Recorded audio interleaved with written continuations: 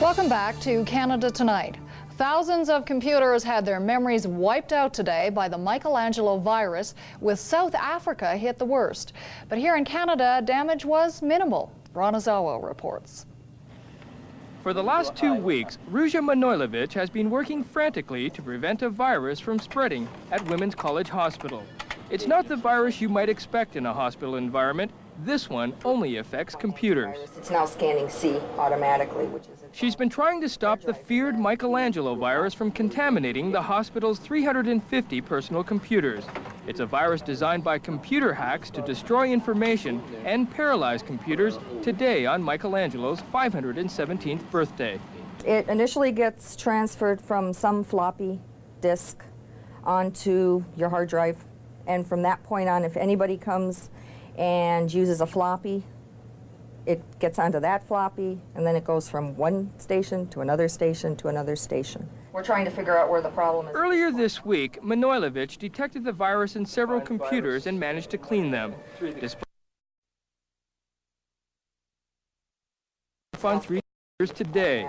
The hospital says it lost some administrative material, but nothing critical or vital. But the fact that it could have happened isn't taken lightly. Well, you're talking about in businesses financial information that could be lost. In the medical environment, you're talking about critical patient information that could be lost.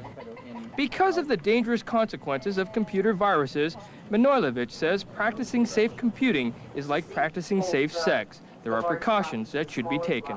What we're making recommendations are that people with PCs buy virus detection programs, that they continually update, because there are always new viruses coming out that can be just as dangerous. And they should be probably a little bit more aware of what can happen. To tell us more about this computer virus and other more serious computer viruses, Michael Cameron. He's a data security specialist with Dolphin Developments Limited, a private computer consulting firm. Hi, Michael. How you doing? Well, you know, everybody across the country was bracing for the worst today, so what happened?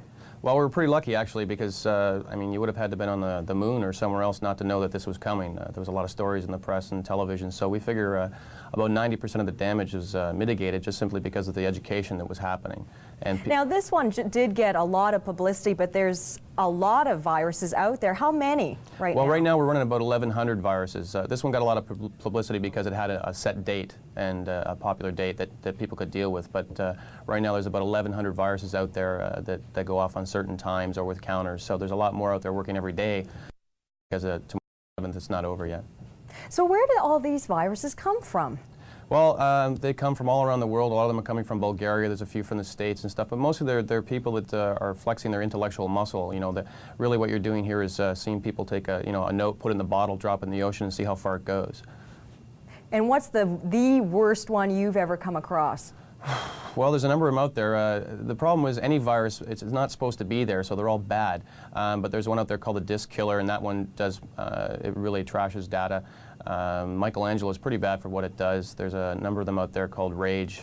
They're more belligerent viruses. Most of them are annoyances and rather simple to deal with, but there are some out there that, actually there's one out there called Casino, which will take all your file information, save it to memory, and then it'll tell you that it's got all of that, and if you don't play a game of blackjack with it, it won't give everything back, and if you lose, it erases everything. So. Oh my God, you're held hostage. You have to gamble with it? Yeah, you are. Yeah, I mean, it's pretty ingenious, and it's almost funny unless you lose, you know.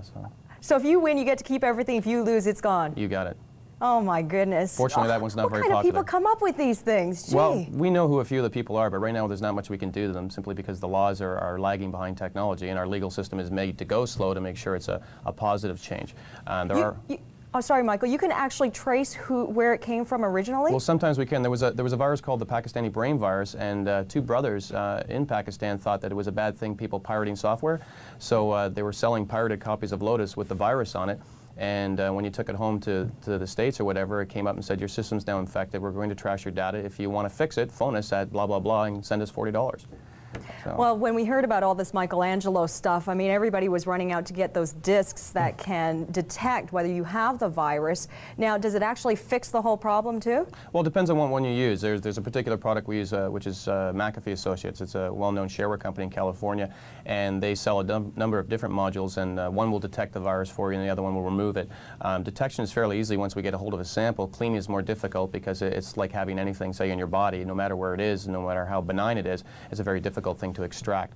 One of the best types of programs is one we call memory resident that you load in, and it watches all the time for you, because all of us forget, to do simple things like even locking our house, so you're not thinking about scanning your computer on a constant basis. So a memory resident option is an excellent option because it'll tell you when something's gone wrong. Okay, if we call those the antidotes to the viruses, right. What is a vaccine? Is there such thing? Well, not really. It's sort of you have to have a conscious, proactive approach to it and simply realize that there is the potential out there. Just because computers are a very open system, they're designed to trade information, and that's what they're supposed to do. What you can do, though, is practice some safe computing practices. The safe sex analogy keeps coming in. Simply, treat anything that is any disk or program that's of unknown origin as suspect. Keep backup copies. That's the most important thing. Because if you have a backup, let's say example that you had backed up on the March 5th, and today you did have the Michelangelo virus and got wiped out, it's always March 5th for you. You can always start again. And also, as you were using that, the safe sex analogy, there's also the same thing about not trading discs, not sharing discs like not sharing needles. Exactly, because a lot of people are just passing programs around. There's an awful lot of pirating that goes on. Most people don't even know when they're pirating because they just think somebody hands them a disk and it's okay to use. And the other thing now that although there's 1,100 viruses out there, people are getting into making what's called a Trojan, which is a computer program that says, I'm the greatest utility in the world, and when you run it, it actually does something completely opposite. So you should really treat any unknown programs with extreme caution. And nowadays, even on occasion, it used to be if you bought a package that was shrink wrapped, that was safe, but we've seen what we call MAD, which is a mass accidental distribution by some large companies, where their disk duplicating process has actually sent out thousands of infected diskettes, which usually gives us a lot of phone calls. Now, Michael, will we ever be virus-free? Because those rotten people who come out with these viruses, wouldn't they find ways around the antidotes? Well, we're having a bit of a war right now, but right now the DOS system is here for at least 10 years. So I think for the next 5 to 10 years, you're still going to see computer viruses being rather prevalent, but you're going to see manufacturers of software and hardware start making self-monitoring programs where if you buy example, say WordPerfect will watch itself and say, tell our program that something's going on.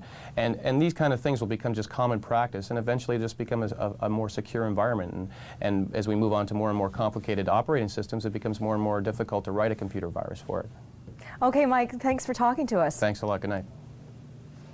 Michael Cameron's a data security specialist with Dolphin Developments Limited, a private computer consulting firm in Toronto.